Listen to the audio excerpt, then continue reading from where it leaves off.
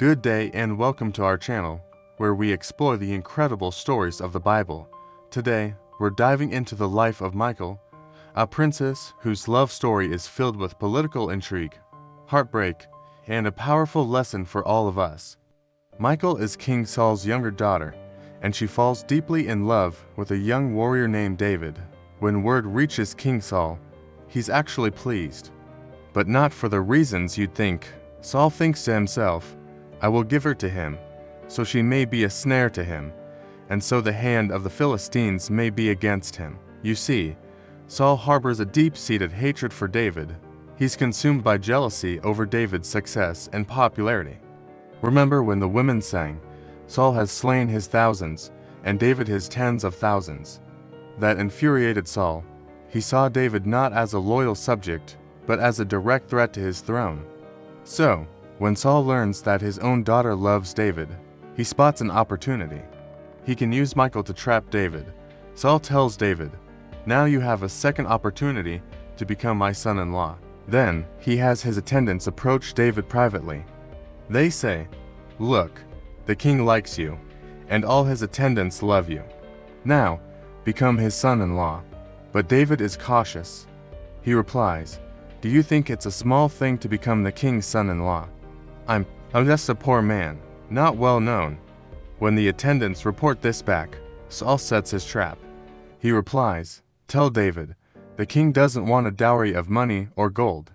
The only price for the bride is 100 Philistine foreskins to take revenge on his enemies. Saul's plan is simple and sinister, to have David killed by the Philistines while trying to meet this impossible demand. It's a shocking collision of love and politics. But when the attendants tell David Saul's terms, he is actually pleased to become the king's son-in-law. This was a challenge he could meet. So, before the time was up, David and his men went out and killed 200 Philistines, double the requirement. He brought their foreskins and had them counted out for the king. With the bride price paid in full, Saul had no choice but to give his daughter Michal to David in marriage.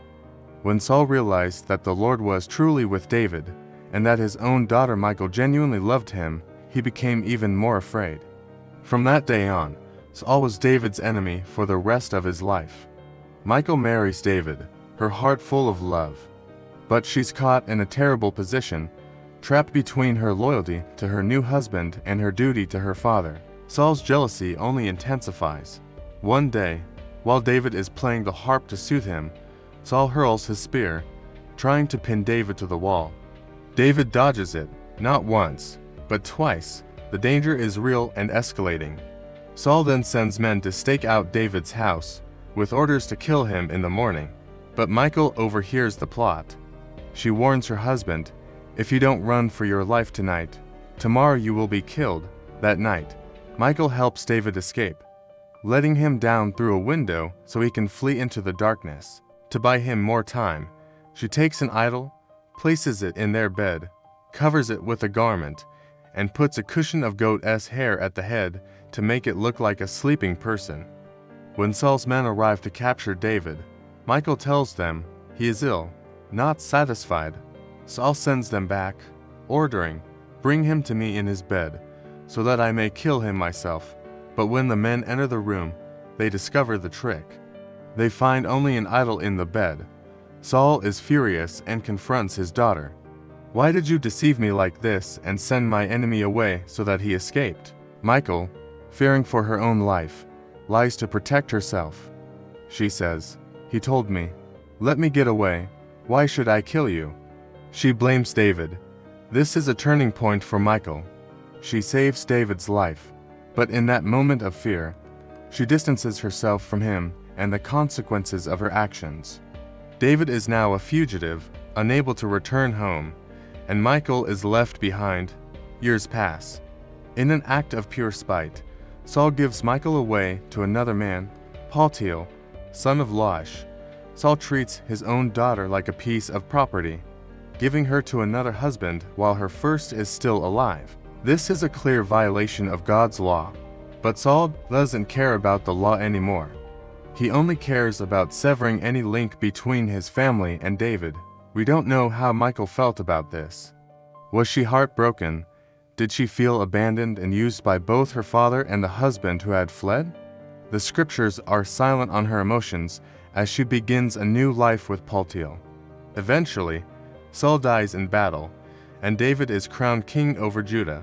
A civil war breaks out between David's house and what remains of Saul's house. Abner, Saul's former commander, decides to switch his allegiance to David, but David has one non-negotiable condition. He sends a message, "Good, I will make an agreement with you. But I demand one thing. Do not come into my presence unless you bring Michal, daughter of Saul, with you." David then sends messengers to Saul's son, Ishbosheth, demanding, "Give me my wife Michal, whom I betrothed to myself for the price of 100 Philistine foreskins." David wants his wife back. Legally, she belongs to him. He paid the bride price, but this is also a power move. Marrying Saul's daughter strengthens his claim to the throne over all of Israel. It's as much political as it is personal. So, Ishbosheth gives the order. Michal is taken from her husband, Paltiel. The scripture gives us a heart-wrenching detail here. Her husband went with her, weeping behind her all the way to Bahurim. Paltiel clearly loves Michal. He follows her, crying, until Abner finally tells him, "Go back," and he does. He is powerless to stop it. Michal is torn away from the man she has lived with 4 years and is returned to David. Again, how does she feel? Is she happy? Resentful? Does she grieve for Paltiel? We can only imagine the turmoil in her heart, being passed from man to man like a political pawn. Time passes. David, now king of a united Israel, decides to bring the Ark of the Covenant, the very symbol of God's presence, into his new capital, Jerusalem. It's a massive celebration. David, full of joy, danced before the Lord with all his might, wearing a simple linen ephod. The air is filled with shouts and the sound of trumpets. But as the procession enters the city of David, Michal, daughter of Saul, watches from a window.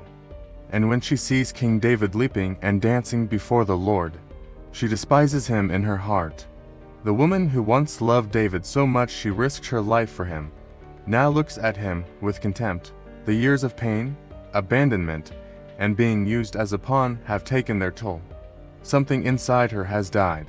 When David returns home to bless his household, Michal comes out to meet him. Her words are dripping with sarcasm and contempt. "How the king of Israel has distinguished himself today," she says, going around half naked in full view of the slave girls of his servants, like any vulgar fellow would. She mocks his worship. She attacks his dignity. David's response is sharp and direct. "It was before the Lord," he says, "who chose me rather than your father or anyone from his house when he appointed me ruler over the Lord's people, Israel. I will celebrate before the Lord. I will become even more undignified than this, and I will be humiliated in my own eyes. But by these slave girls you spoke of, I will be held in honor." David makes it clear. God rejected her father's house and chose him. His worship of God matters more than her opinion or his own dignity. The story ends with a devastating final sentence. "And Michal, daughter of Saul, had no children to the day of her death." Whether this was a divine judgment, a consequence of David's rejection, or the result of her own bitterness, Michal remained childless. In a culture where children were a woman's greatest blessing and value, she died barren. Michal's story is a tragedy. She began as a princess in love, brave and loyal. But years of being used, abandoned, and traded hardened her heart. Bitterness replaced love, contempt replaced devotion. Her tragedy, in just that she suffered.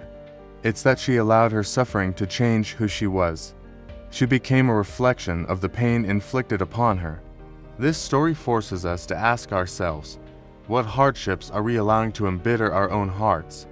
What pain is stealing our capacity to love, to have joy, and to worship freely? Michal's life is a powerful warning. Don't let betrayal or hardship turn you into someone you're not meant to be. We have a choice. Choose forgiveness over bitterness. Choose worship over contempt. Protect your heart. Thank you for joining me for this story. If it resonated with you, Please share your thoughts in the comments, and be sure to subscribe for more biblical stories that speak truth into our lives. God bless you.